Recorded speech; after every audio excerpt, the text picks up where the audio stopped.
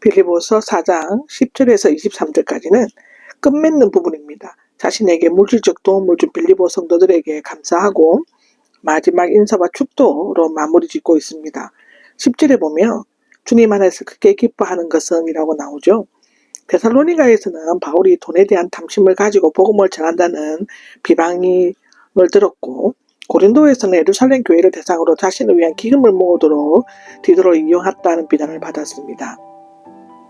이러한 오해가 비난 가운데서도 바울은 보수를 받지 않고 순수 일을 하면서 복음을 전하였다고 사도행전 20장 데살로니가전서 2장 9절에는 나옵니다. 그러나 빌립보 교회는 그를 신뢰하고 이해했으며 바울의 복음 사역을 돕기 위해 계속 소식을 알리고 기꺼이 후원금까지 보내었습니다. 마침내 여러분이 다시 생겨났기 때문입니다인데, 아마도 한동안 빌립보 교인들은 물질 봉사가 끊어졌다가 다시 생겨난 것 같다는 것입니다. 그들은 이전에 바울에 대해 관심을 가졌지만 관심이나 성의가 없어서가 아니라 그것을 보여줄 기회가 없었다라고 선호의 변호를 하고 있는 것입니다. 아마도 그들은 로마에 도착할 때까지 바울의 일정이 불확실하거나 재정적인 힘이 없었거나 사자로 보낼 만한 사람이 없었기 때문에 관심을 나타내거나 후원금을 전달하지 못했을 것입니다. 내가 부족한 것이 있어서 라고 하는데요. 바울이 빌립보 교인들을 변호하는 것은 자신이 부족한 것이 있어서가 하는 것이 아님을 밝히고 있습니다. 분명히 바울은 가난했고 빌립보 교회로부터 사랑의 도움을 필요로 하고 있었습니다. 그러나 그는 도와달라고 구걸하거나 이유 없이 후원금을 받고 싶지는 않았습니다. 중요한 것은 그것을 믿음으로 기꺼이 드리고 사랑으로 감사해 받느냐에 있는 것인데, 나는 어떤 상황에서도 스스로 만족하는 법을 배웠기 때문이다인데, 어떤 상황에서도 어떤 일에서라도 어떤 상황에 처하더라도 이 뜻이죠. 스스로 자족하는 법을 자연스럽게 살라고 외치는 스토아 학파의 기본이고, 인간은 신뢰와 불굴의 의지를 가지고 모든 일에 자기에게 만족하고 자기 뜻대로 행하는 것을 말하는데요. 바울은 민족의 근원을 자기에게 두는 스토아 학파와는 달리 그리스도에게 두었던 생각과 물질 문제에 관한 믿음으로 스스로 자족하는 법의 경험을 배웠습니다. 여기 배웠기 때문입니다는 과거 분사로서 이 배움이 현재까지의 그 모든 경험을 통해 성취된 것을 나타내고 있죠. 나는 비천하게 살 줄도 알고가 나오는데요. 바울은 복음을 전파하면서 줄이고 목마르고 모자라는 경험을 많이 겪었습니다. 고린도전서 4장 10절에서 13절, 고린도후서 11장에도 나오죠. 그는 생활이 궁핍해질 때 그것을 견디고 생활 수준을 낮추면서 매사에 만족을 누렸습니다. 풍족하게 살 줄도 압니다는 그는 때로 배부르고 넉넉하고 풍족함을 맛볼 때도 있었습니다. 궁핍한 생활에 익숙한 사람은 풍부한 생활을 하지 못하기도 하고, 풍부해지면 교만한 마음을 가지는 경우가 있는가 하면 재물이 생기면 그것을 적절히 사용하지 못하기도 하고, 또 풍부하다가 비천하게 되면 낙심하고 자포자기하는 경우도 있습니다. 그러나 바울은 두 경우에 다 적응할 수 있다는 것입니다. 적응할 수 있는 비결을 배웠습니다. 근데 그 어떤 행편에서도 모든 환경, 모든 관계, 모든 일들, 모든 상황에서 그 비결을 배웠다는 것입니다. 방법을 찾았다는 것이죠. 신약 성경 중에 여기에만 나옵니다. 신비 종교에서 많이 쓰던 용어로서 비밀을 전수받았다, 비밀에 들어가다의 뜻인데요. 신비 종교에서는 몇 사람을 훈련받아 그 비법을 전수받지만, 바울은 그리스도의 낮아지심을 본받아 헌신적으로 살면서 경험에 의해 스스로 그 비결을 배웠다라고 하는 것입니다. 고린도전서 4장 9절, 또 고린도후서 11장 23절에도 나옵니다. 내게 능력 주시는 분 안에서라고 하는데, 나를 굳게 세게 해주시는 분 안에서의 뜻으로서 저 그리스도와 연합하여 부단히 공급해 주시는 그리스도의 능력을 받고 어떤 형편에서도 자족하고 적응하고 대처할 수 있다는 것입니다. 내게 능력 주시는 분 안에서 내가 모든 일을 할 수 있다는데요. 이 구절은 내게 힘 주셔서 굳세게 하시는 그리스도 안에서 무슨 일이든지 힘있게 할 수 있다로 번역할 수 있습니다. 이것은 앞으로 스스로 만족하는 비결을 말하고 있는 것인데, 여기에서 능력은 바울 안에 내재하시는 그리스도의 능력으로 말할 수 있는 것입니다. 바울이 겪는 고난에 함께 참여하였다라고 14절에 나오는데요. 그러나라는 반을 접속사를 사용함으로써 자신이 도움이 더 이상 필요 없다고 생각한다는 오해를 불러일으키지 않도록 하기 위해 그들의 선물뿐만 아니라 그것에 담겨진 사랑의 마음이 곧 자신의 괴로움에 함께 참여한 것이라고 말했습니다. 그것은 실로 잘한 일이었다라는 것이죠. 바울이 마게도니아를 떠날 때 유일하게 주고받은 일에 동참하였다라고 15절에 나오는데, 바울이 복음 선포를 시작할 무렵 곧 제2차 전도 유행 때 빌립보 사람들에게 복음을 전하고 떠날 때 그들은 헌금을 보내어 그를 도왔습니다.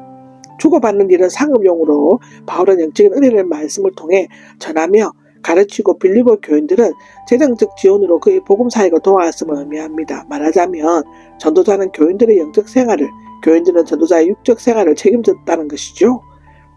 바울이 데살로니가로 가 있을 때에 한두 번 필요한 것을 보내었다라고 하는데, 바울은 데살로니가에서 복음을 전할 때 누를 끼치지 않기 위해 생활비 대부분을 손수 일하면서 충당하였죠.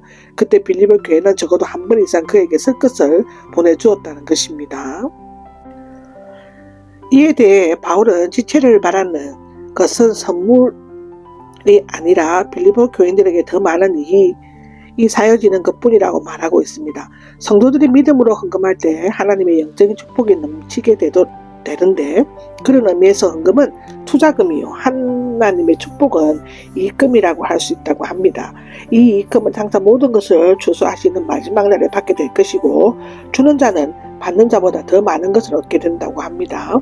빌립보 교인들은 복음 전도자에게 사랑을 베풀므로써 하늘에 많은 이익금을 쌓아두게 되는 것이죠.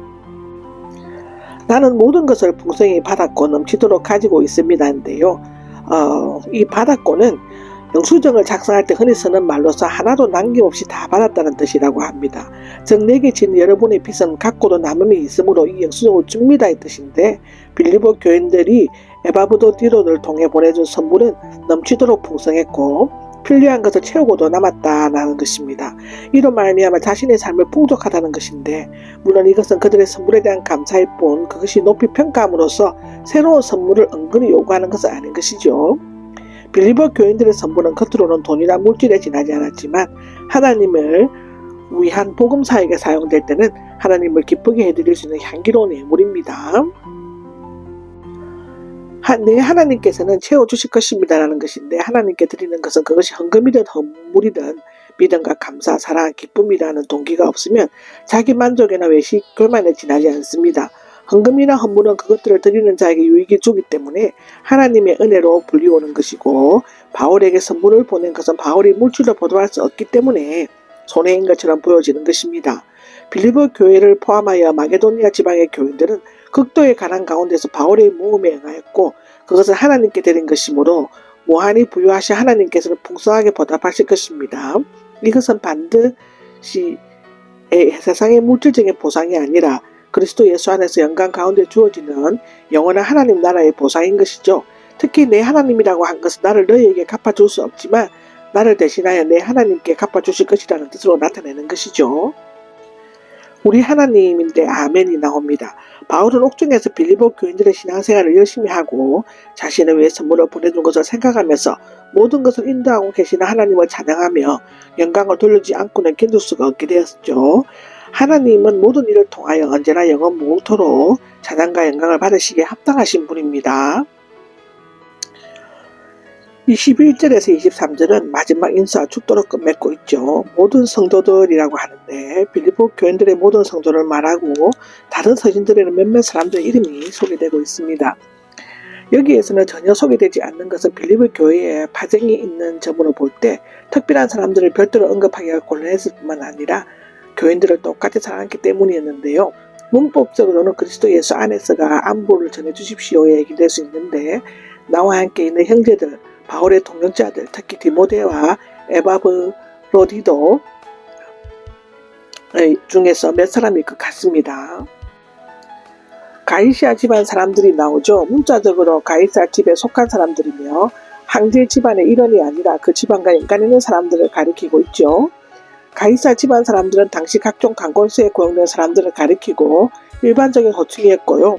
그들은 전 로마 제국 어디에서나 살고 있었으며 그 중에서는 노예나 자유민, 최고직의 교관들도 있었는데, 이로 미루어 볼 때 이 편지를 쓸 때 반드시 로마에 있었다고 단정 지을 수는 없습니다.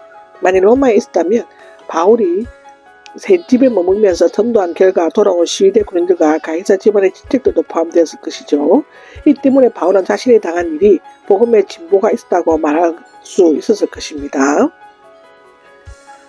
마지막 23절에 주 예수 그리스도의 은혜로 하고 끝을 맺는데요. 빌립보는 은혜로 시작하여 은혜로 끝마칠 만큼 은혜가 전체를 덮고 있는 것입니다. 빌립보 교인들은 이 은혜에 참여한 자들이므로 주 예수 그리스도의 은혜가 언제까지나 그들과 함께 하시기를 간구하였습니다. 바울은 그의 모든 서신의 주체이며 그의 삶 속에 충만히 임하셨던 그리스도의 은혜가 사랑하는 빌립보 교인들에게 언제까지나 넘쳐나게 되기를 소원하였습니다. 여러분의 영인데 모두에게 아마도 영이 단수로 된 것에 빌립보 교인들이 그리스도의 은혜를 통해 한 영으로 하나가 되기를 간절히 바라는 소원이 담겨 있다고 볼 수 있죠.